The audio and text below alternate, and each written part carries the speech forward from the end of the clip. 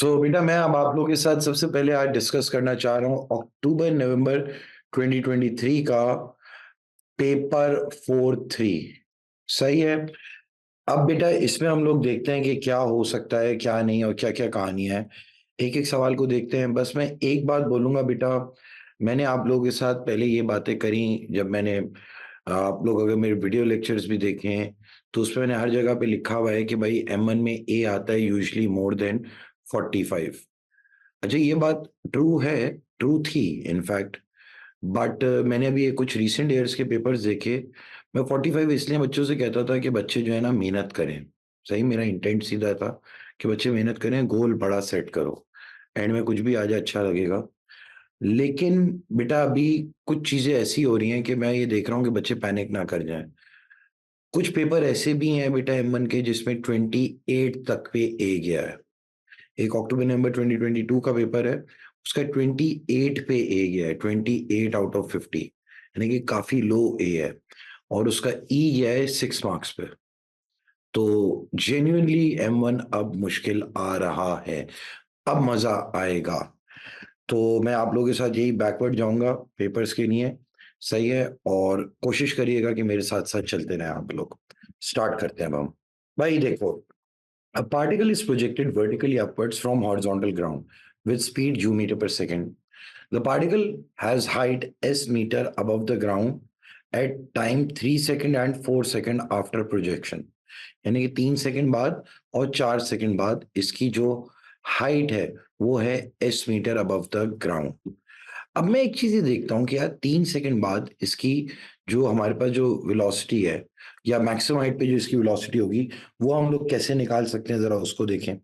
भाई हमें पता है पार्टिकल को प्रोजेक्ट कैसे करा है इन्होंने, यू से करा है, यू मीटर पर सेकंड से। ठीक है। और ये लोग अभी हम मांग क्या रहे हैं, इनिशियल प्रोजेक्शन की वेलोसिटी, और ये कह रहे हैं एस निकालो। अब बेटा यहाँ पे बातें पता है क्या हो रही हैं कि आपको ये देखना है कि 3 सेकंड और 4 सेकंड बाद इसकी जो हाइट अबव द ग्राउंड है वो एस मीटर है। अगर हमने इसी चीज को देखना है तो हमारे पास बेटा आपको पता है वर्टिकल प्रोजेक्शन में ए किसके बराबर होता है, माइनस जी के। और डिस्टेंस की हम जब भी बात करते हैं तो हमारे पास formula s is equal to u t plus half a t square. तो हम लोग यहाँ पे कह सकते हैं s is equal to u t plus half a की जगह -10 लिख दिया। हमें पता है जहां पे तो जी -10 ही होता है। तो वहां पे इक्वेशन क्या बन रही है, s is equal to u t -5 t square. सही है बेटा। अब कुछ बातें सुनो। इन्होंने क्या बात कह दी है कि भाई इस पार्टिकल की हाइट 3 सेकंड और 4 सेकंड बाद सेम है और वो है एस मीटर।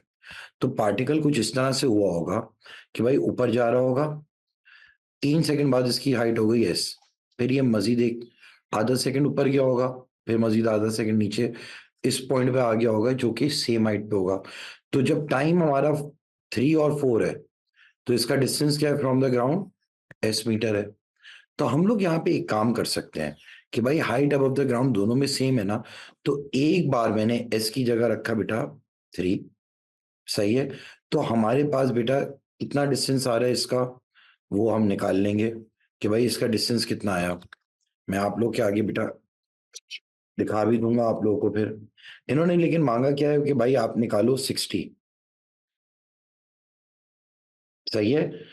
अब value of you and S चाहिए, तो आपने क्या हरकत कर दी बेटा, इनिशियल वेलोसिटी आप लोग को पता नहीं है। अब मैं थोड़ा सा परेशान कि भाई यहाँ पे सिचुएशन क्या चल रही है ये। मेरी अब आप बात सुनो। आप कहोगे यार प्रोजेक्ट करी है यू से, क्या मैं ये बेटा वो वेलोसिटी निकाल सकता हूँ। मैक्सिमम हाइट पे इसकी वेलोसिटी क्या होगी, 0। सही है। एट वी मैक्स या एट एच मैक्स वी क्या होता है, 0। हम लोग क्या कह देंगे भाई 3 और 4 सेकंड में इसकी है ना, तो 3.5 सेकंड में इसकी वेलोसिटी क्या हो जाएगी, 0 हो जाएगी। सही है बेटा। तो 3.5 सेकंड हमने रखा, यहाँ पे फाइनल वेलोसिटी 0 रखी, इनिशियल वेलोसिटी आ गई यानी कि वेलोसिटी ऑफ प्रोजेक्शन आ गई हमारे पास, and that turn out to be 35। अब मैं क्या हरकत कर रहा हूँ, एक बार s is equal to u t plus half a t square है ना भाई, मैंने क्या हरकत करी, यहाँ पे रखा 3। सही है। जैसे हमने यहाँ पे रखा 35x -5x स्क्वायर, एक बार मैंने रखा बेटा 3, तुम्हें पे हाइट आ रही है 60, सही है। और मैं अगर चाहूं तो अगर मैं यहाँ पे 4 भी रखूंगा तब भी मेरे पे हाइट क्या आएगी 60। तो हमें इतनी यहाँ पे मेहनत करने की जरूरत होगी ही नहीं। तो आपने यहाँ पे सीधा सीधा क्या लिख दिया भाई, S is equal to 60 metre. अच्छा, अगर मैं चाहता तो मैं बेटा इस सवाल को एक और तरीके से भी कर सकता हूँ। सही है, जरा सुने। ओ भाई, इसकी जो हाइट है 3 सेकंड और 4 सेकंड पे सेम है ना, S is equal to u t plus half at square.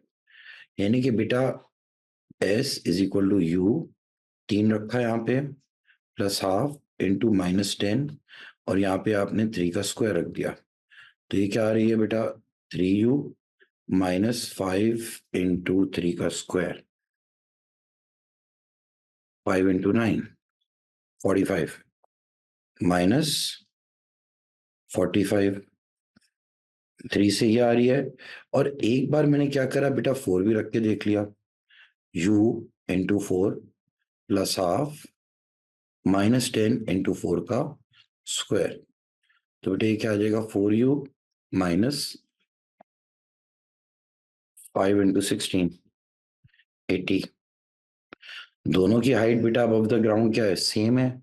S तो दोनों सेम होंगे, तो हम चाहें तो दोनों को इक्वेट कर सकते हैं। 3u -45 is equal to 4u -80। तो बेटा 4u -3u is equal to 80 -45। बेटा u क्या आ रहा है, 80 -45 आपके पास आ गया 35 मीटर पर सेकेंड। ये भी कर सकते थे आप, और इसी u को s में जाके सब्स्टिट्यूट कर दो, कोई से भी। 3 इंटू 35 -45, सही है बेटा।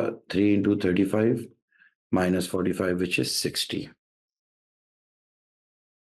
देखिए बेटा, ये दोनों मेथड आप लोगों के लिए सिंपल है। मैंने जानबूझ के ये 2 मेथड से करा दिया सवाल, सही है, ताकि आप लोग कहीं पे फंसो नहीं। अब आगे क्या हो रहा है, a machine for driving a nail into a block of wood causes a hammerhead to drop vertically onto the top, सही है, of the nail. The mass of the hammerhead is 1.2 kg. Mass of hammerhead is 1.2 kg and the mass of the nail is 0.004 kg. ठीक है भाई, सही है। अब इसके बाद आप लोग क्या करेंगे, जरा इसको हम लोग देखते हैं। The hammerhead hits the nail at speed v and remains in contact with the nail after the impact. The combined hammerhead and the nail move immediately after the impact with speed 40. बेटा ये 40 metre per second से ये एकदम से move होंगी, सही है। Calculate v, giving your answer as an exact fraction. तो बेटा यहाँ पे इन्होंने कह दिया है कि यार कैलकुलेट v, किस स्पीड से जाके हैमरहेड जाके टकरा रहा है। देखो नेल तो रुकी हुई है, नेल का क्या है। अच्छा, फिर ये बाद में जब बेटा नेल अंदर जा रही होती है प्लैंक के अंदर, तो ऐसे सिंगल बॉडी जा रहे होंगे हैमर और नेल मिलके, और किस स्पीड से जा रहे हैं 40, ये बता दिया आपको। तो आपने क्या करना है भाई, 1.2 कितनी स्पीड से जाके मेट कर रहा है नहीं पता मुझे, प्लस 0.004 इंटू 0 इनिशियली रेस्ट पे था, is equal to 1.2 plus 0.004 into 40। तो बेटा ये आप लोग बड़े आराम से वैल्यू निकाल लेंगे, और एग्जैक्ट फ्रैक्शन में मांगी है 602/15, सही है। फिर इसके बाद इन्होंने क्या कह दिया, the nail is driven 4 centimetre into the wood. बेटा 4 सेंटीमीटर अंदर गई है into the wood, okay. Find the constant resisting force to the motion. अब बेटा कितनी फोर्स इसको रेजिस्ट कर रही होगी। अच्छा, आपको पता है बेटा जितने भी आपकी इक्वेशन ऑफ मोशन है, इसमें डिस्टेंस मीटर में होता है, टाइम सेकंड में होता है, सही है, स्पीड मीटर पर सेकंड में होती है। तो अगर फर्ज करो आपके डिस्टेंस सेंटीमीटर में है, तो you need to transfer that, या उस कंपोनेंट को आपको सेंटीमीटर से मीटर में लेके आना है। तो 4 सेंटीमीटर को अगर मैंने मीटर में कन्वर्ट करा, तो बेटा आप डिवाइड बाय 100 कर दोगे, सेंटी मीन्स 10, 100, तो बेटा यही क्या हो गया, डिस्टेंस 0.04। भाई ये अंदर जाके एक पॉइंट पे जाके 4 सेंटीमीटर बाद जाके नेल रुक गई, वेलोसिटी 0, यू है, तो हमारे पास ये बेसिक सा formula v is equal to v square minus u square is equal to 2as। तो हमारे पास बेटा एक्सीलरेशन आ गई, वो बहुत बड़ी वैल्यू है, -20,000 मीटर पर सेकंड स्क्वायर है। अब इन्होंने कहा रेजिस्टेंस फोर्स निकालो। भाई ये जब अंदर जा रहा होगा नेल, तो ये क्या होगा बेटा, weight minus friction force. Weight है ना बेटा जो नीचे इसको वो कर रहा है। और अब आप यहाँ पे क्या बात करेंगे, m a is equal to m g minus f F.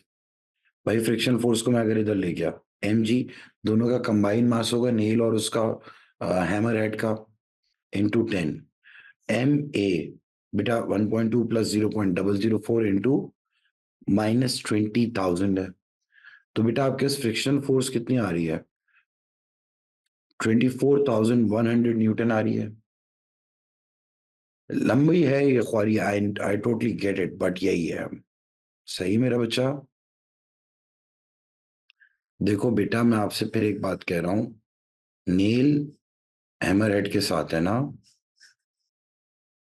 ये जब इसमें जाएगा तो 4 सेंटीमीटर दोनों इन कांटेक्ट होंगे, जब तक ये नहीं यहाँ पे आएगा, यहाँ पे जाके इसकी वेलोसिटी 0। सही है। कितना डिस्टेंस ट्रेवल करे, 0.04। तो आप यहाँ पे डिसलेशन निकाल सकते हैं। अब हम लोगों ने पहले डिसलेशन निकाल ली, फिर वही वाली बात बेटा, हैमर हेड और नेल दोनों एक साथ अंदर जा रहे हैं, तो वो क्या होगा, wait minus friction force. Friction force जो वुड उसको रेजिस्ट कर रही होगी, तो वही वाली बात है, फ्रिक्शन फोर्स इधर ले गए, नेल और हैमर हेड दोनों एक साथ ही जा रहे हैं नीचे, तो बेटा आपने यहाँ पे मास में उन दोनों को ऐड करना है। सही है। आगे जरा देखते हैं क्या कहानी है। A block of mass 8 kg slides down a rough plane at 30 degree to the horizontal. सही है, starting from rest. A block of mass 8 kg slides down a rough plane inclined at an angle 30 degree to the horizontal. Starting from rest यानी कि initial velocity 0 है भाई। The coefficient of friction between the block and the plane is mu. ठीक है भाई। The block accelerates uniformly down the plane at this. अच्छा, uniform acceleration है, ये भी बता दिया। Draw a diagram showing the forces on the block. तो भाई डायग्राम में यही फोर्सेस लगेंगी। और बेटा जहां तक इनकी वेट की बात है, तो आप इसे क्या क्या कर दोगे, मेंशन कर देंगे आप इसे 80 sin 30, ये हो जाएगा 80 cos 30। सही है, कोई परेशानी नहीं है बेटा। और नॉर्मल रिएक्शन होगा कितना, 80 cos 30। अब हम लोग क्या करें, find the value of mu. भाई म्यू से अगर चाहिए तो ये नीचे जा रहा होगा, कैसे, रिजल्टेंट फोर्स से जा रहा होगा, sliding force minus friction force. तो ये वाली बात हो गई, m a is equal to m g sine theta minus mu. और भाई हमें क्या चाहिए, एम ए म्यू आर आ गया, एम ए इधर है 8 इंटू 2.4, तो एम जी साइन 30, कोई मसला नहीं। तो बेटा म्यू निकल आएगा बड़े आराम से, ये एक ही इक्वेशन बनी है। सही है बेटा। Find the speed of the block after it has move 3 metre down the plane. अरे भाई मेरे पास एक्सलेशन है, मेरे पास इनिशियल वेलोसिटी है, फाइनल वेलोसिटी हम आराम से निकाल लेंगे बेटा, v square minus u square is equal to 2as। 2 है, ए है, एस है। ये तो आपने बेटा पहले ही निकाल लिया ना, 2.4, बल्कि गिवन है ये तो। और एस भी इन्होंने बता दिया 3 मीटर। सही है। अब चलो भाई, ये भी एक सवाल आसान था। अब इस सवाल पे आए बेटा, a car has mass 1600 kg. The car is moving along a straight horizontal road at a constant speed of 24 and is subject to a constant resistance of magnitude 480. अरे यार अगर गाड़ी आगे जा रही है तो ये कैसे जाती है, ड्राइविंग माइनस फ्रिक्शनल। ठीक है। अब इन्होंने क्या कह दिया, find in kilowatt the rate at which the car is engine is working. बेटा गाड़ी का मास है 1600 एम ए। सही है। तो बेटा आपने मास क्या कर दिया यहाँ पे बड़े आराम से, लेकिन एक्सलेशन क्या है, कांस्टेंट स्पीड है ना, तो बेटा एक्सलेशन तो होगी 0। ड्राइविंग फोर्स क्या है, नहीं पता मुझे, तो लेकिन मैं ड्राइविंग फोर्स को कह सकता हूँ P/V। और बेटा रेजिस्टेंस कितनी है हमारे पास, 480। तो ये तो 0 हो गया। P/24 माइनस 480, तो बेटा P will be equal to what, 480 into 24 power आ जाएगी आपके पास। और इन्होंने बेटा किलोवाट में मांगी, वो आप आराम से निकाल लेंगे अब। सही है मेरा बच्चा, कोई मसला नहीं किसी को। आगे क्या बातें हो रही हैं? The car now moves down the hill inclined at an angle of theta. अब गाड़ी जा रही है डाउन द हिल, और एंगल थीटा क्या है, sine theta is equal to 0.09। अरे यार, sine theta is equal to 0.09 का क्या मतलब है कि साइन थीटा अगर मैं कह रहा हूं 0.09 का मतलब, ये अगर थीटा है तो 9/, सही है, 100। तो याली आप वैल्यू निकाल लेंगे, है ना बेटा? सही है। अब बेटा ये वाली चीज भी आपके पास निकल ही आएगी आराम से, कॉस थीटा वगैरह, कोई इतना मसला नहीं होगा। पता नहीं मांगा भी है कि नहीं, मैं तो बस ऐसे ही कर रहा होता हूँ हर एक चीज। इन्होंने क्या कह दिया, the engine of the car is working at a constant rate of 12 kilowatt. नीचे जा रही है तब भी गाड़ी का इंजन काम कर रहा है। Kilo means 10 की power 3. The speed of the car is 24 meter per second at the top of the hill. 10 seconds later, the car has traveled 280 meter down the hill and has speed 32. अच्छा बेटा, power constant है तो acceleration uniform नहीं होगी, ये बात आप लोगों को मैं कई बार कह चुका हूं, याद रखना। Given that the resistance is not constant. अच्छा, रेजिस्टेंस भी कांस्टेंट नहीं है। Use an energy method to find the total work done against the resistance during the first 10 second. बेटा यहाँ पे वही एक मेरी मासूम सी इक्वेशन जो मैंने आप लोगों को पढ़ाई थी, work done by driving force minus work done by friction force is equal to change in kinetic plus change in potential. और भाई नीचे आई है तो इतनी हाइट कम हुई है, 280 साइन थीटा। सही है। Work done by driving force क्या हो जाता है बेटा, पावर इनटू टाइम। सही है। और 10 सेकंड में पहुंचा है। और work done by friction force as it is लिख दिया। Change of kinetic energy half m v square minus u square minus m g h. अब बच्चे कहते हैं सर ये आपने माइनस क्यों लिखा? रहे भाई, माइनस इसने लिखा क्योंकि change in potential energy negative में आएगा, क्योंकि हाइट तो कम हुई है ना बेटा, है ना मेरा बच्चा? तो आपने half into 832 square minus 24 square minus this. तो बेटा आपके पास work done by friction force आ गया बड़े आराम से। आप लोगों ने बताया था पावर किसके बराबर होता है, work done by driving force upon time. Work done by driving force किसके बराबर हो जाएगा, पावर इनटू टाइम के बराबर होगा ना। पावर भी है, 10 सेकंड भी है। अब ये क्वेश्चन नंबर 5 है, क्या हो रहा है भाई इसमें? एक पार्टिकल बी दे दिया है, a light string AB is fixed at A and a particle of weight 80 Newton. अच्छा भाई, बी का वेट कितना है, 80 न्यूटन है, ठीक है, attached at B. Okay, a horizontal force of magnitude P newton is applied at B। ठीक है, horizontal force P न्यूटन यहाँ पे लगाई है हमने। फिर at B such that the string makes an angle of theta to the vertical। ठीक है भाई, to the vertical angle ऐसे बने। It is given that P is equal to 32 and the system is in equilibrium। System equilibrium में ये याद रखना। Find the tension in the string and the value of theta। पहली बात बेटा, अगर मैं with respect to B देखूं, इस तरफ 32 है, इस तरफ 80 है, इस तरफ क्या है, T sin थीटा है, और इस तरफ T है।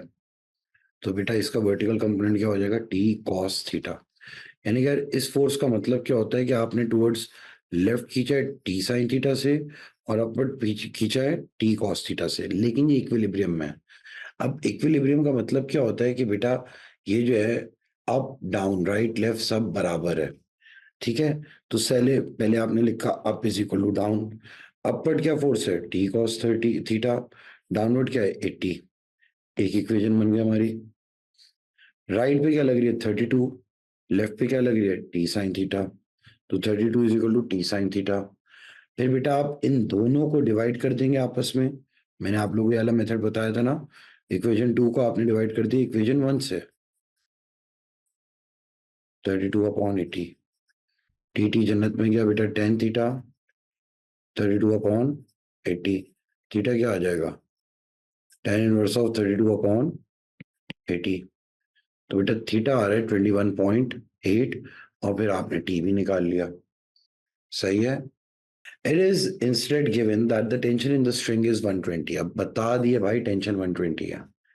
And the particle attached at B still has it 80 Newton. ठीक है भाई. Find the value of P and theta. बेटा ये 120 है. सही है. और ये क्या हो जाएगा 120 cos थीटा 120 sin थीटा. सही है. तो ये तो आप बड़े आराम से क्या कर दोगे भाई 120 cos theta is equal to 80. सही है. आप इज इक्वल टू डाउन और फिर right is equal to left P is equal to T sine theta. अच्छा थीटा यहाँ पे आपने निकाल लिया थीटा वहां पे सब्स्टिट्यूट करा पी भी आ गया. अब particle P moves in a straight line है. At time t second the acceleration is a. सही है. Of the particle is given by this. Acceleration का एक्सप्रेशन दे दिया है. The velocity of the particle is 27 metre per second when t is equal to 2. ठीक है भाई. Find the values of t when the particle is at instantaneous rest. बेटा acceleration का expression है. एक्सेलरेशन के एक्सप्रेशन को आप जब इंटीग्रेट करोगे तो आपके पास वेलोसिटी का एक्सप्रेशन आ जाएगा. तो मैंने क्या करा बेटा इसको इंटीग्रेट करा तो वेलोसिटी का एक्सप्रेशन आया लेकिन विद c आया. लेकिन इन्होंने क्या कह दिया वेलोसिटी 27 है जब टाइम 2 है. तो बेटा ने आप v की जगह 27 रखा टाइम की जगह 2 तो c आ गया -33. तो अब बेटा मेरे पास वेलोसिटी क्या आ गई 36t -3t² -33 वेलोसिटी आ गया हमारे पास. अभी क्या कह रहे हैं find the values of T when the particle is at instantaneous rest. यहाँ पे बेटा आपने v की जगह 0 रख दिया. अच्छा जैसे मैंने v की जगह 0 रखा टाइम की दो वैल्यूज आई एक 1 सेकंड आई और एक 11 सेकंड आई. यानी कि ये दो वो टाइम है जब पार्टिकल इंस्टेंटेनियस रेस्ट पे होगा. अच्छा फिर उसके बाद इन्होंने क्या बोला है find the total distance of the particle travel during the first और सेकंड. अरे भाई टोटल डिस्टेंस चाहिए वेलोसिटी की इक्वेशन है. डायरेक्ट इंटीग्रेट करो लिमिट्स इसमें आप सीधी सीधी सब्स्टिट्यूट कर दो बेटा. क्या यहाँ पे आप वैसे तो इंटीग्रेट करोगे. सही है. डिस्प्लेसमेंट आ गई. अब आपको यहाँ पे थोड़ा सा काम करना पड़ेगा. पहले आप 1 सेकंड देखोगे क्योंकि बेटा 1 सेकंड बाद भी रेस्ट पे आ रहा है ना. फिर आप 1 से 11 सेकंड देखोगे. फिर आगे का आप 12वें सेकंड का देख लोगे. 12वां सेकंड -11वां. तो बेटा आपके टोटल डिस्टेंस आ जाएगा. सही है मेरा बच्चा. क्लियर है. मैं बेटा एक काम कर रहा हूँ मैं वेरीफाई कर रहा हूँ अपना जो आंसर है ना x वेरीफाई करना बेटा बड़ा जरूरी होता है. मैं रैंडमली आप लोगों के साथ कभी भी कोई बात नहीं करता हूँ. सही है. शेर हसन कह रहे सर पार्ट भी समझ नहीं आया. अच्छा बेटा मैं अभी बता देता हूँ. मुस्सा राजपूत कह रहा है सर ये लिमिट्स वाली बात है. चलो मैं समझ गया बेटा आप सब लिमिट्स वाली बातों में घबरा रहे हो. कोई परेशानी नहीं है घबराना नहीं है. Calm down. देखो एक मेरी बात जरा सुनो. थोड़ा अकल से जरा बात करते हैं हम लोग. भाई आपके पास एक्सेलरेशन की इक्वेशन थी. ठीक है. आपके पास इन्होंने बातें कुछ इस तरह की कर दी हैं कि भाई आपसे ये लोग कह रहे हैं कि भाई इंस्टेंटेनियस रेस्ट पे आया. कब कब आया है. एक तो बेटा 1 सेकंड पे आया और एक 11 सेकंड पे आया. मानते हो ये बात. तो हम लोग पहले क्या करेंगे जब हम लोग एक बार बेटा इसको इंटीग्रेट करते हैं इस फॉर्म में लिखते हैं. इंटीग्रेट करके हमने इस फॉर्म में लिख दिया. और बेटा याद रखना है जब टाइम 0 होगा एस भी 0 होगा तो सी भी इसका ऑटोमेटिकली 0 आ गया. फिर मैंने क्या हरकत करी at T is equal to 0. S भी क्या था यार 0 था इसलिए सी भी क्या आ रहा है 0. तो हमारे पास बेटा डिस्प्लेसमेंट की इक्वेशन बनी है. सही है. अब मैं पहले एक काम कर रहा हूँ मैं कह रहा हूँ यार पहले सेकंड में इसने कितना ट्रैवल करा. ये तो आपके डिस्प्लेसमेंट की इक्वेशन आई ना. तो यहाँ पे अगर मैं टी की जगह 1 डालता हूँ तो ये बताएगा पहले सेकंड में कितना ट्रैवल करा.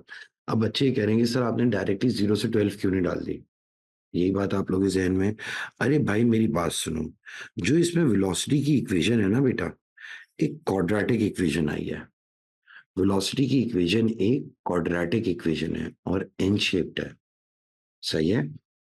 अब अगर वेलोसिटी की इक्वेशन ऐसे क्वाड्रेटिक हो जरा थोड़ा सा अकल से सोचना तो इसका क्या मतलब है ये आगे भी क्या होगा और पीछे भी आया होगा, यानी कि नेगेटिव साइड पे भी गया होगा और पॉजिटिव साइड पे भी गया होगा। मैं आपके just for the sake of concept एक काम और कर देता हूँ, मैं इसकी वेलोसिटी की इक्वेशन पे आपको ग्राफ भी बना के दिखा देता हूँ। वैसे आपने तो नहीं करना ये, लेकिन मैं बेटा सिर्फ आप लोगों का दिमाग खोलना चाहता हूँ, मेरी मजबूरी है। -3x² plus 36x -33। देखो बेटा, ये है हमारा एक कर्व, और शुरू के 12 सेकंड चाहिए ना मैं, तो 12 सेकंड का मैं आपको जरा मतलब तो दिखाऊं जरा आप लोगों को, ताकि समझ आए। यार ये तो सवाल ही बड़ा अजीब बदसूरत है। Just try to understand this, कि ये हमारा बेटा इसका वेलोसिटी टाइम ग्राफ है। सही गाइस, वेलोसिटी टाइम ग्राफ है।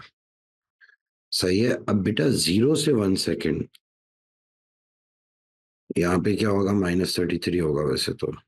वेलोसिटी टाइम ग्राफ है, यानी कि भाई स्टार्टिंग में इसकी वेलोसिटी क्या थी, -33 थी, और यहाँ पे इसकी वैल्यू क्या आई है, 1। यहाँ पे इसकी वैल्यू क्या आई है, 11। और 12th सेकेंड हमारा यहाँ पे 12 सेकेंड। अब एक कॉन्सेप्ट को जरा समझो, मैंने पहले क्या हरकत करी, पहले 0 से 1 टाइम जब रखा ना, तो मेरे पास इतना डिस्टेंस आ जाएगा डायरेक्टली। सही है, 0 से 1 रखने में मेरे पास ये वाला डिस्टेंस आ गया, जो कि कितना है, 16 मीटर। ठीक है बेटा, कोई परेशानी नहीं है। फिर मैंने क्या करा बेटा, मैंने देखा कि 11 से 1 सेकंड में इसने कितना डिस्टेंस ट्रैवल करा है, 11 से 1 सेकंड में। तो मैंने क्या हरकत करी, 11 से 1 सेकंड का डिस्टेंस चाहिए, तो मैंने इसी को इंटीग्रेटेड को 11 से 1 की लिमिट लगा दी, तो ये एरिया आ जाएगा। बेटा इतना तो सोचना होगा ना, तो आपके बेटा ये आ गया 500 मीटर। फिर आपने देखना है बेटा 12वां सेकंड, यानी 11 से 12 सेकंड, ये भी तो कुछ डिस्टेंस है। ये डिस्टेंस के लिए आपने क्या करा, 12 लिमिट लगाई और फिर 11 लिमिट लगाई, यानी कि 12 सब्स्टिट्यूट करके 11 सब्स्टिट्यूट करा, दोनों को माइनस करा तो कितना आ रहा है, 16 मीटर। सही है। तो बेटा टोटल डिस्टेंस क्या आ गया, 16 से 500 प्लस 16, तो 532 मीटर आ गया हमारा टोटल डिस्टेंस। इतना आप लोगों को सोचना होगा। और ये चीज मैंने कैसे बेटा आइडेंटिफाई करी थी, मैंने ये चीज आइडेंटिफाई तब कर ली थी जब मैंने इसमें देखा कि यार वेलोसिटी की इक्वेशन एक क्वाड्रेटिक एक्सप्रेशन है। सही है। और वेलोसिटी 2 बार इंस्टेंटेनियस रेस्ट पे आ रही है ड्यूरिंग द डिजायर्ड टाइम। सही है। अब इन्होंने यहाँ पे क्या कह दिया, particles A and B of masses 2.4 and 3.3 kg respectively are connected by a light inextensible string। ठीक है भाई, आगे that passes over a smooth pulley which is fixed at the top of a rough plane। ठीक है भाई, rough plane है। The plane makes an angle of theta with the horizontal ground। Particle A is on the plane and the section of the string between A and the pulley of the plane। ठीक है भाई, ये बातें clear है।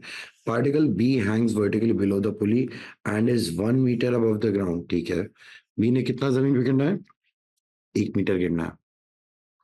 The coefficient of friction between the plane and A is mu। ठीक है, यहाँ पे भाई coefficient of friction बता दिया है। It is given that theta is equal to 30, भाई अगर theta 30 है, and the system is in equilibrium with A on the point of slip moving directly up the plane। यार अगर देखो A up the plane है, अभी ये move हुए नहीं है, तो क्या मैं ये बात कह सकता हूँ, B का जितना वेट होगा उतनी यहाँ पे इसकी टेंशन होगी, तो tension will be equal to weight of B। तो टेंशन क्या हो गई, 33। अच्छा, A को ऊपर क्या चीज खींच रही है, टेंशन खींच रही है, लेकिन नीचे क्या इसका वेट, स्लाइडिंग फोर्स। लेकिन बेटा ये अबाउट टू मूव अप का है ना, इन्होंने बेटा the the system is in equilibrium and A is on the point of moving directly up the plane, तो बाई फ्रिक्शन किस तरफ होगी, डाउनवर्ड होगी। तो क्या मैं ये बात कह सकता हूं कि भाई tension will be equal to 24 sine theta 30 plus frictional force ठीक है, टेंशन तो हमने निकाल ली भाई 33, ये क्या हो जाएगा 12 प्लस म्यू, बेटा म्यू प्रूफ करना है, आर क्या हो जाएगा हमारे पास 24 cos 30। सही है मेरा बच्चा, तो म्यू क्या आ जाएगा 33 minus 12 divide by 24 multiplied by 2 divide by root 3।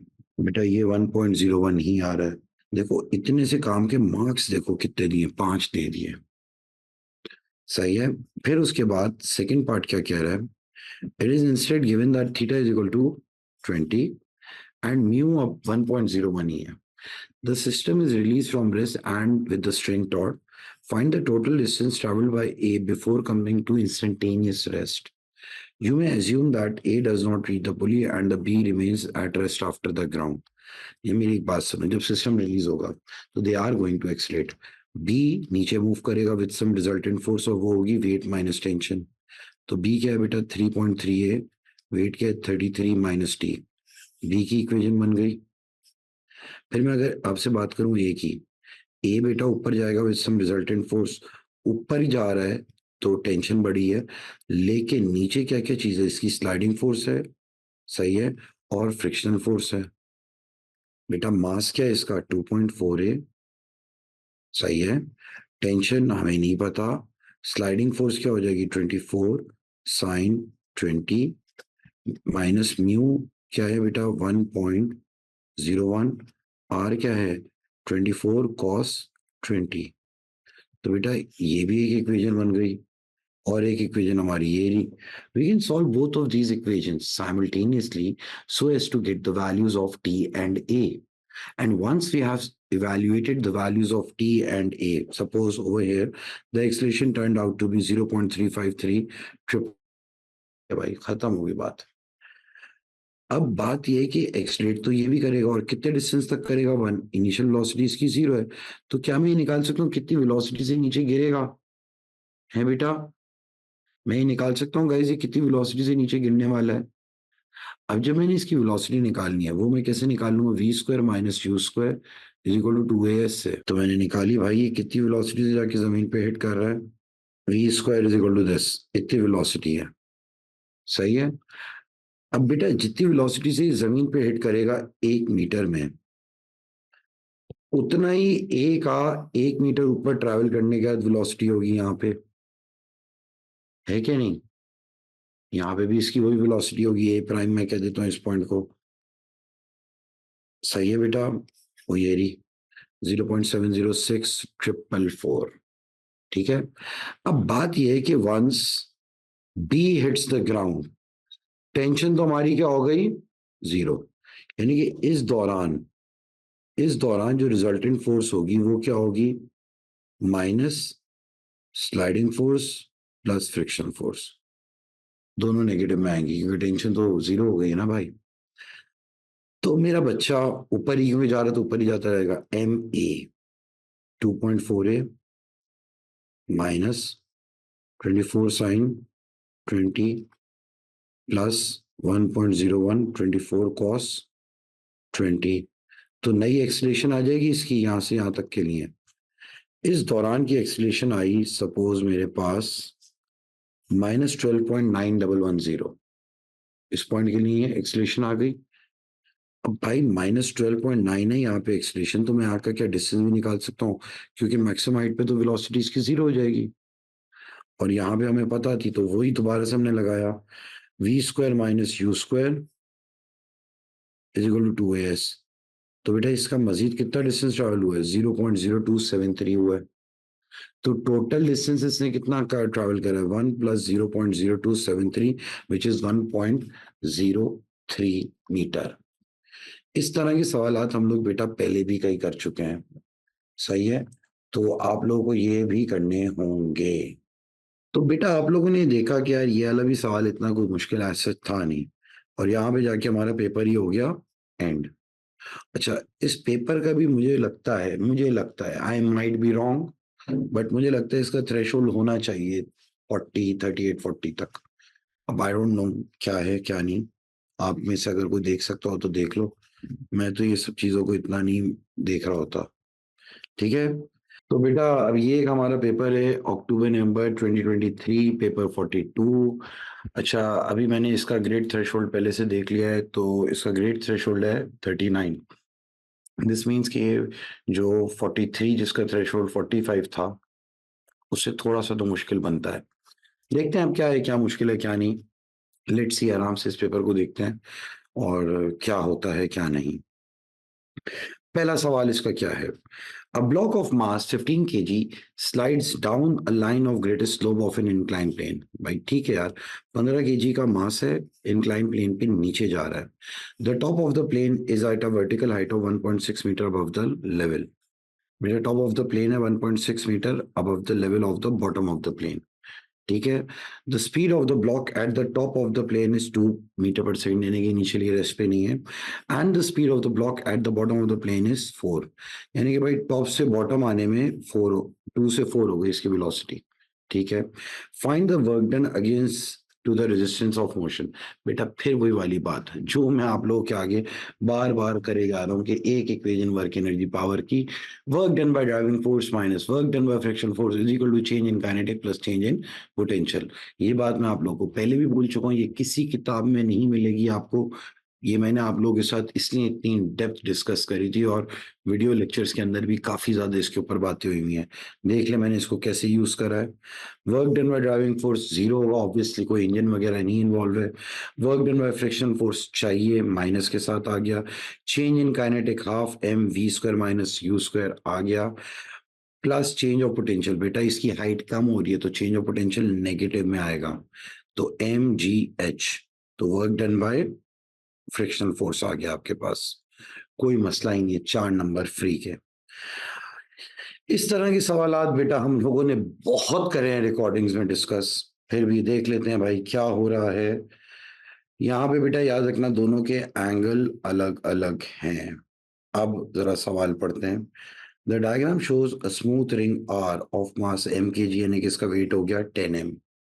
सही है, एम के जी है ना mass, m g, m into 10 is threaded on a light inextensible string। A horizontal force of magnitude 2 Newton acts on R। बेटा 2 Newton towards right लग रही है। अच्छा, फिर the ends of a string are attached to the fixed points A and B on the vertical wall। The part AR of the string makes an angle of 30, and with the vertical, and the part VR makes an angle of 40 with the vertical, and the string is taut। The ring is in equilibrium। अब बेटा बात सुनो, ये through out एक ही thread है तो tension भी same है, बता दिया। अब मैं एक बात आप लोगों से करना चाह रहा हूँ जो कि आप बड़े सुकून से समझने की कोशिश करें। यार सबसे ज्यादा फोर्सेस लग रही हैं इस रिंग आर पे। ठीक है। अब बेटा अगर रिंग आर में सबसे ज्यादा फोर्सेस लग रही हैं तो हम लोग क्या करेंगे, इसका वेट तो इधर एक्ट कर रहा है भाई 10 m, टूवर्ड्स राइट क्या है 2 न्यूटन है। अब मैं अगर विद रिस्पेक्ट टू आर देखूंगा तो टेंशन का डायरेक्शन ये होगा और टेंशन का डायरेक्शन ये होगा, विच मीन्स कि मैं इस तरफ खींच रहा हूँ कितने से, टी साइन 40 से, और डाउनवर्ड खींच रहा हूँ टी कॉस 40 से। और बेटा मैं इस तरफ खींच रहा हूँ टी साइन 30 से, और ऊपर खींच रहा हूँ टी कॉस 30 से। तो अब मैं अगर विद रिस्पेक्ट टू आर देखूं, बेटा ये इक्विलिब्रियम में पड़ा हुआ है, तो मैं क्या ये बात कह सकता हूँ, 2 will be equal to T sine 30 plus T sine 40। एक इक्वेशन बना दी हमने, यहाँ पे हम टी निकाल लेंगे आराम से। इन्होंने टेंशन ही मांगी है, टी आपने निकाल ली क्या 1.75। फिर अब हम बात करते हैं वर्टिकल की। वर्टिकली डाउन क्या है, वेट है और टी कॉस 40 है, तो मैं कह दूंगा भाई T cos 40 plus 10 m is equal to T cos 30। T की वैल्यू निकली हुई हमारे पास, सही है, तो एम भी टी आ गया था 1.75, तो एम भी आ गया 0.0175। 5 नंबर दिए हैं। इस तरह के सवाल सिंस हम कई कर चुके हैं तो हमें ऐसा कोई मसला नहीं होगा। सर क्वेश्चन 1 में work done by driving force 0। बेटा एक बच्चे ने फिर से क्वेश्चन 1 पे वापस मुझे फेंक रहा है बच्चा कि इसमें क्यों है भाई work done by driving force 0। भाई जब तक कोई ड्राइविंग फोर्स ही नहीं, स्लाइड हो रहा है एक ऑब्जेक्ट प्लेन पे, तो कोई इंजन इन्वॉल्व नहीं है, कोई एक्सटर्नल फोर्स नहीं है। जब भी होती है तो लिखी हुई होती है, यहाँ पे तो नहीं बताया था क्वेश्चन 1 में। चलो अब मुझे क्वेश्चन 3 पे जाने दो।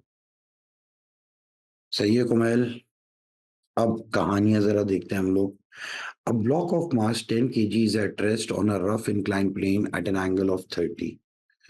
भाई कोई ब्लॉक है जिसका मास है 10 किलो, रफ इंक्लाइन प्लेन पे है, रफ प्लेन है, ओके, यानी कि फ्रिक्शन होगी।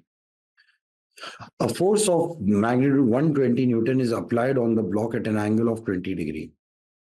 चलो भाई, अब ये जो 120 न्यूटन की फोर्स है, इसका एक कंपोनेंट होगा जो इसे ऊपर खींच रहा होगा 120 cos 20 से, और अब द प्लेन खींच रहा होगा 120 sin 20 से।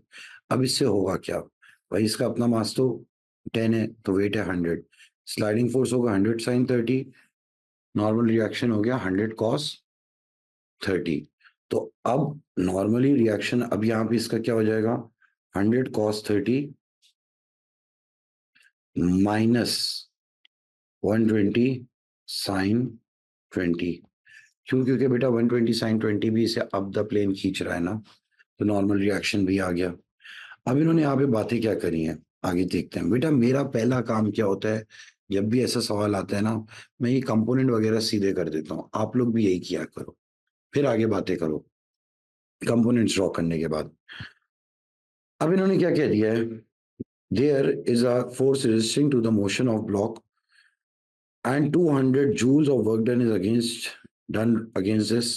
ठीक है भाई, कोई एक फोर्स है जो कि रेजिस्ट करी है, यानी कि फ्रिक्शन फोर्स, और 200 जूल्स का वर्क डन हुआ अगेंस्ट दिस फोर्स। ठीक है, यानी work done bye against friction force है। When the block is moved a distance of 5 metre up the plane from rest, यानी कि यहां से 5 मीटर हम लेके गए इसे, या बल्कि नहीं, यहां से हम लेके गए हैं ऊपर तक। ठीक है, find the speed of the block when it has moved a distance of 5 metre up the plane from rest. 5 metre अगर इसने बेटा ट्रैवल करा है, तो इसका चेंज इन हाइट यहाँ पे था और यहाँ तक आ गए, तो इसका चेंज इन हाइट क्या हो गया, 5 sin 30 हो गया। ये पूरा डिस्टेंस मैंने कह दिया बेटा 5 मीटर है, सही है, फ्रॉम रेस्ट। तो चेंज इन हाइट आ गया 5 sin 30। हमारी वही मासूम सी equation, work done by driving force minus work done by friction force is equal to change in kinetic plus change in potential. अब बेटा इसको कितनी फोर्स से ऊपर हम खींच रहे हैं, 120 cos 20 से, और कितने मीटर तक खींचा है, 5 मीटर तक। तो work done by friction driving force आ गया ये, work done by friction force directly इन्होंने क्या दिया होता, 200। फिर चेंज इन काइनेटिक एनर्जी क्या हो जाएगी, half m v square minus u square, initially बेटा रेस्ट पे था ना, इनिशियल वेलोसिटी तो हो गई 0, plus m g h, height बढ़ी है, तो एम जी एच 5 sin 30। तो बेटा आपके पास वेलोसिटी आ गई कि किस वेलोसिटी से टॉप पे पहुंच रहा है, बड़े आराम से। सही है बेटा, मैंने कहा ना, ये जो सुलेमानी इक्वेशन जिंदाबाद जो आप कह रहे हो, ये भाई हर जगह पे लगती है। मैंने ये ऐसी नहीं भाई बनाई थी, ये मैं पता है, ये इक्वेशन मैंने पढ़ाना शुरू करी थी बैक इन 2010। 2010 से लेकर अभी 2024 हो गए, 14 साल हो गए इस इक्वेशन के साथ मुझे, बड़े आराम से चल रही होती है। अच्छा, एक बच्चे का सवाल आया, sir in this question R would be R plus और आर, ओ भाई नॉर्मल रिएक्शन जो है ना यहाँ पे, जेन क्या सवाल पूछ रहे हो बेटा, अगर ये कोई ये वाली फोर्स नहीं होती, तो आर तो होता सीधा सीधा 100 cos 30, लेकिन यहाँ पे ये ऑलरेडी इसको ऊपर खींच रहा हूँ मैं 120 sin 20 से, यानी कि मैं इसको सपोर्ट कर रहा हूँ ऊपर की तरफ, तो रिएक्शन तो कम हो जाएगा ना।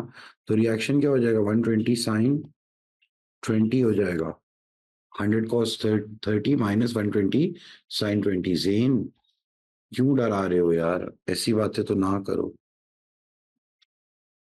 खैर आगे चलते हैं। वैसे इस सवाल में कहीं पे भी ये चीज यूज ही नहीं हुई, नॉर्मल रिएक्शन। चलो अब क्वेश्चन नंबर 4 पे आते हैं। A particle P of mass 0.2 kg lies on rest on a rough horizontal plane. Horizontal plane है, rough है, ठीक है भाई। A horizontal force of 1.2 Newton is applied to P. ठीक है भाई। Given that P is in limiting equilibrium, find the coefficient of friction between P and the plane. भाई बात सुनो, इस पर मैंने 1.2 न्यूटन लगाई है, मास इसका कितना है, 0.2, तो वेट हो गया 2, रिएक्शन भी हो गया 2। इस तरह मैंने लगाई 1.2 न्यूटन, ये बेटा पढ़ा हुआ है किसमें, रेस्ट पे, तो मैं क्या कह दूंगा 1.2 will be equal to friction force, 1.2 is equal to mu R क्या हो जाएगा 2, तो बेटा म्यू आ जाएगा आपके पास 1.2 अपॉन 2 विच इज 0.6। फिर अगला पार्ट क्या है, given inside that the coefficient of friction between P and the plane is 0.3, सही है, find the distance traveled in the third second of its motion, distance traveled in the third second का है इन्होंने, सही है, ये नहीं बोला in 3 seconds, थर्ड सेकंड में बोला है। तो बड़ा सिंपल सा काम है, इसको आप लोग बहुत सुकून से सोचना। पहले तो आप देखोगे कि भाई देखो जब फ्रिक्शन ये हुई ना तो ये मूव करेगा, अच्छा मूव करेगा तो किसी ना किसी रिजल्टेंट फोर्स से करेगा, और हॉरिजॉन्टल सरफेस है तो रिजल्टेंट फोर्स क्या होती है भाई, driving force minus friction force. ठीक है मेरा बच्चा, मास क्या है 0.2 है, एम ए होता है, ड्राइविंग फोर्स क्या है 1.2 है, फ्रिक्शन फोर्स क्या हो जाती है म्यू आर यानी कि 0.3 इंटू आर था हमारा 2, तो बेटा यहाँ पे आपके पास एक्सप्रेशन आ जाएगी क्या 3 मीटर पर सेकंड स्क्वायर, अभी टूवर्ड्स राइट जा रहा है 3 metre per second square accelerate करते हुए। अब बातें क्या हो रही हैं भाई, इनिशियल वेलोसिटी 0 है, सही है, अब इन्होंने क्या कहा है इन द थर्ड सेकंड का डिस्टेंस निकालो, तो मैं पहले पता है क्या काम करूंगा बेटा, मैं यहाँ पे इज्जत से टाइम की जगह रख दिया हमने पहले,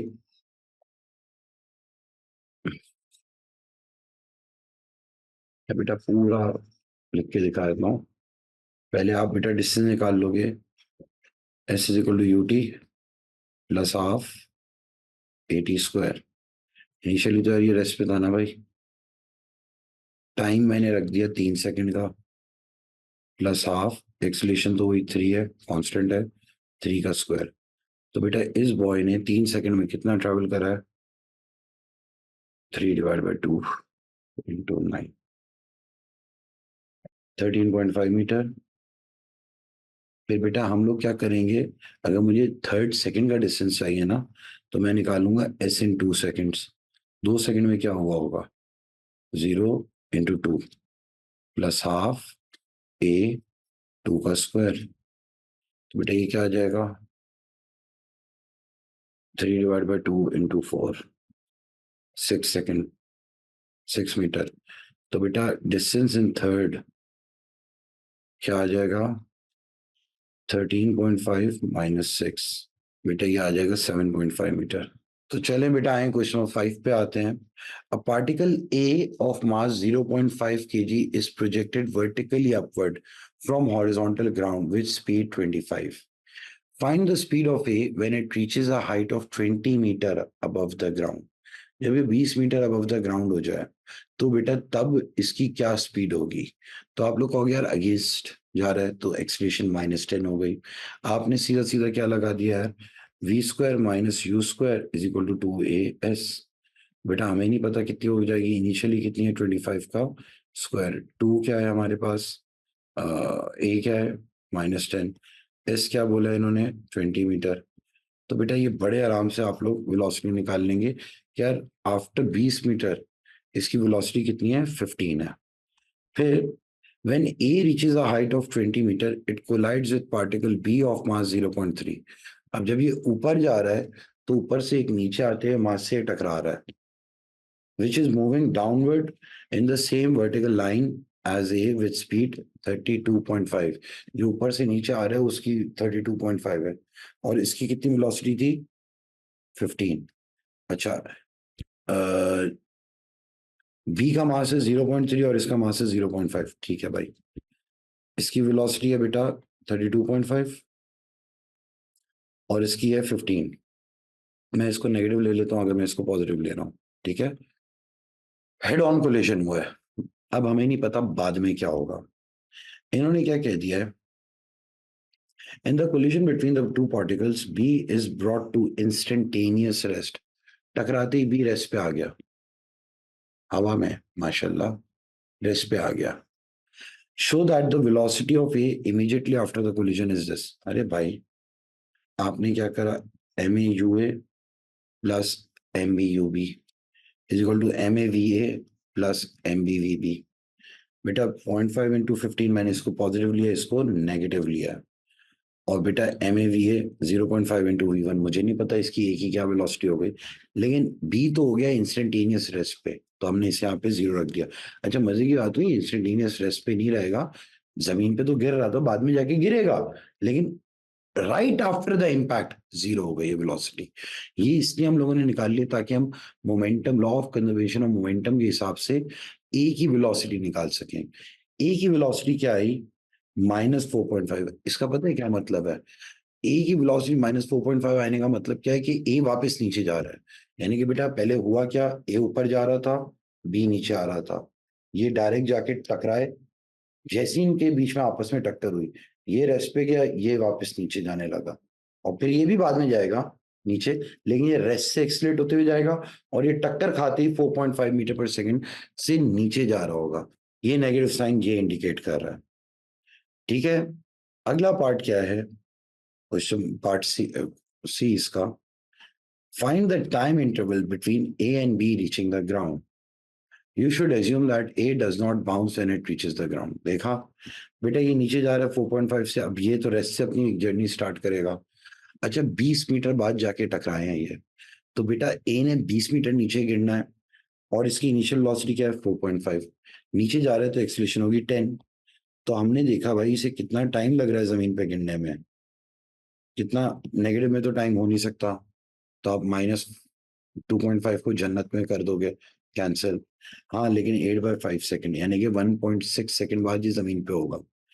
और जहां तक बी की बात है, इसकी इनिशियल वेलोसिटी 0 थी, ये कितने टाइम पे गिर रहा है? 2 सेकंड बाद। इन्होंने क्या मांगा है भाई? Find the time interval between A and be reaching the ground. अब भाई इसको बी पे को लग रहे हैं 2 सेकंड, इसको लग रहे हैं 1.6 सेकंड, तो कितने सेकंड बाद ये गिर रहा है? 0.4 सेकंड बाद। दोनों का आपने सब्ट्रैक्ट कर दिया। ये सवाल भी सिंपल था। अच्छा अभी तक मुझे इस पेपर में एक भी सवाल टेढ़ा नहीं मिला है। आई होप कि 6 और 7 मुश्किल हो, क्योंकि इसका तो थ्रेशोल्ड 39 था। सही है। ये बेटा ये स्क्रीनशॉट वाली कहानियां नहीं करें, मैं आप लोगों को पूरा पीडीएफ दे दूंगा, डोंट वरी अबाउट दैट। अभी फिलहाल just focus on one thing जो मैं अभी पढ़ा रहा हूँ। ठीक है बेटा। अब क्या चीज है? A railway engine has mass 120,000 kg is towing a coach of mass 60,000 kg up a straight track inclined at an angle of alpha to the horizontal. यार बेटा सर बी का टाइम 2 सेकंड का मतलब नहीं मेरा बच्चा, ये इंस्टेंटेनियस रेस्ट पे था। हम ना आप लोग बेटा इतना लेट क्यों रिस्पॉन्ड करते हो? बेटा ये जमीन है, ये 20 मीटर है, इसको यहां से यहां आने में टाइम लगा है 1.6 सेकंड, इसको यहां से यहां आने में टाइम लगा है 2 सेकंड, तो कितने डिफरेंस से इनका टाइम का डिफरेंस कितना होगा जमीन पे टकराने का? 2 माइनस 1.6 होगा ना बेटा। चले अब बेटा क्वेश्चन नंबर 6 में आए। A railway engine of mass 120,000 kg is towing a coach of mass 60,000 kg up a straight track inclined at an angle of alpha to the horizontal, where sin alpha is equal to 0.02। बेटा आपको क्या कह दिया है? Sine alpha 0.02 है। सही है। अब जब ये बात हो गई, भाई ये रेलवे हमारी ये खींच रही है कोच को,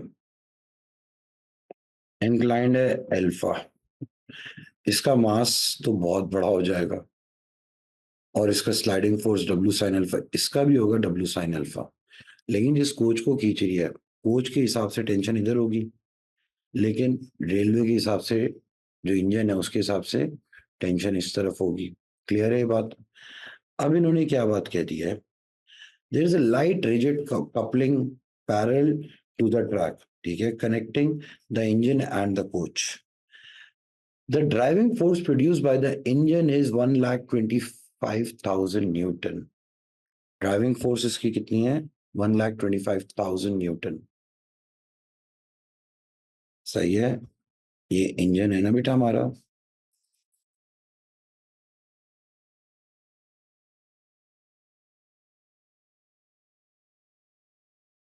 इसकी ड्राइविंग फोर्स आ गई।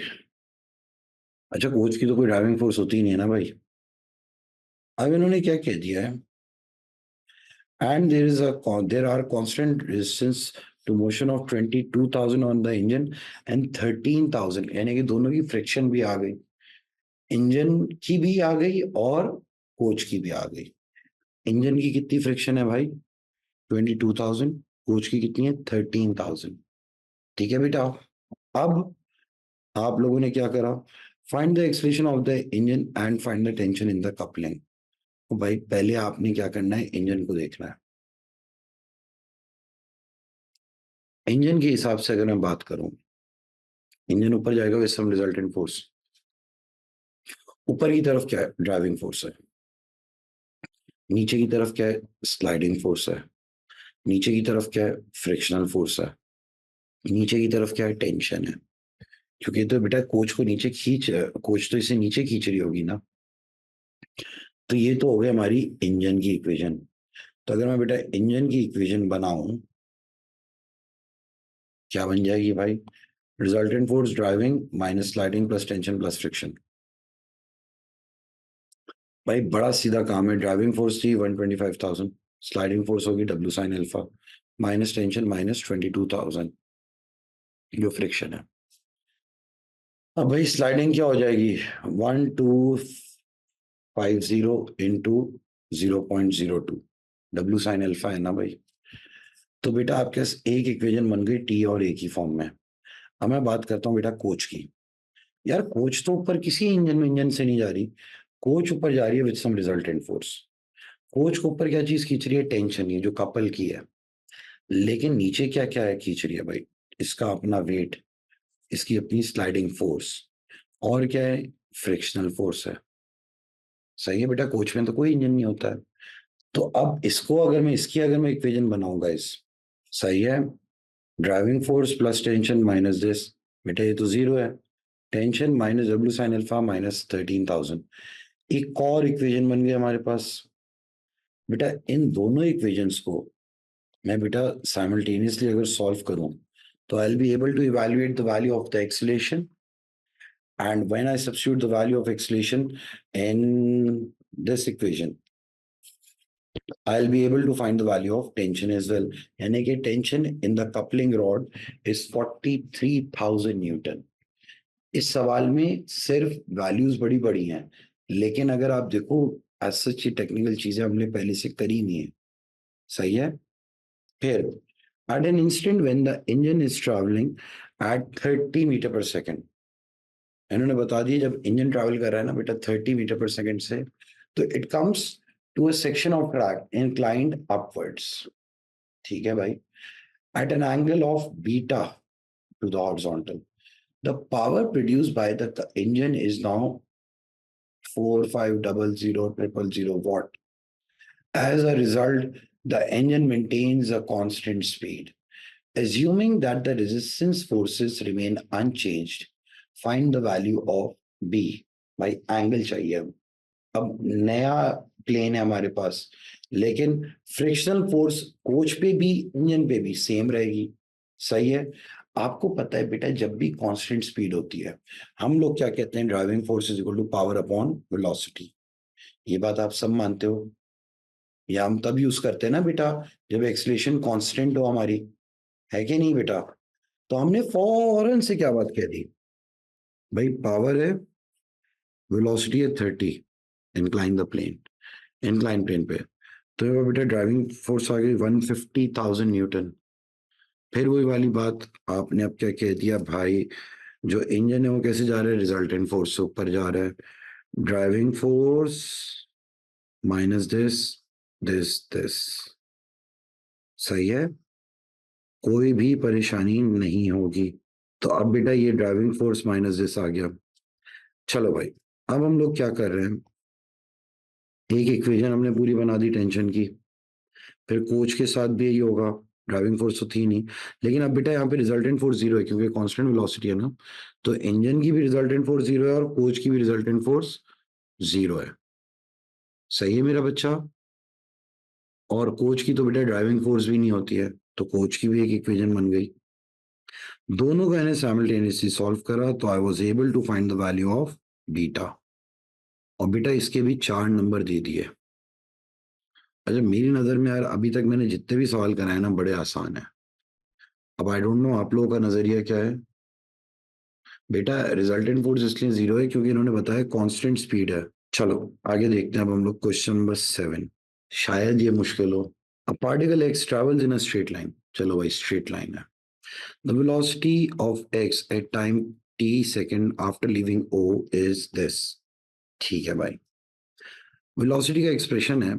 अच्छा, मैं इस एक्सप्रेशन की तरफ देख के मेरे जहन में देखो पहली पहली बात क्या चलेगी, क्यूबिक है।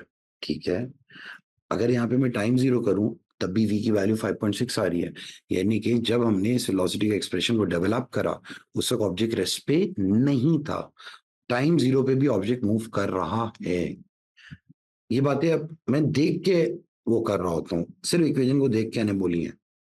सही है। The acceleration of X is zero. Acceleration zero होने का क्या मतलब है कि भाई इसका डेरिवेटिव इक्वल टू जीरो जब टाइम p हो और q हो, यानी कि भाई एक्सलेशन का एक्सप्रेशन अगर यहां से चाहिए तो हमें डिफरेंशिएट करना पड़ेगा। तो हम लोग क्या करेंगे बेटा, इस पूरे एक्सप्रेशन को डिफरेंशिएट करेंगे, एक्सलेशन का एक्सप्रेशन आएगा। एक्सलेशन जीरो कब होगी, तो बेटा हमने यहाँ पे क्या करा, डायरेक्टली जीरो रख दिया। जैसे मैंने यहाँ पे बेटा डायरेक्टली जीरो रखा तो मेरे पास टाइम की दो वैल्यूज आई, क्वाड्रेटिक इक्वेशन है 2 और 10, विच मीन्स के ऑब्जेक्ट यूनिफॉर्म वेलोसिटी में गया है। कब, जब टाइम 2 सेकंड था और 10 सेकंड था। 4 नंबर दे दिया यार, इतने से काम किया। अच्छा, ये भी इतना मुश्किल पार्ट नहीं था। It is given that velocity of X is zero at t is equal to 15। अच्छा, velocity of X is zero at t is equal to 14। ठीक है भाई, कोई मसला नहीं। Find the velocity of X at t is equal to p। ठीक है, p यानी कि 2 सेकंड में यहाँ पे वेलोसिटी 2 डाला and t is equal to q यहाँ पे 10 डाला। क्या ग्राफ तो नहीं कहीं बनवा रहे? And then sketch the velocity time graph 0 से फिर 15 सेकंड।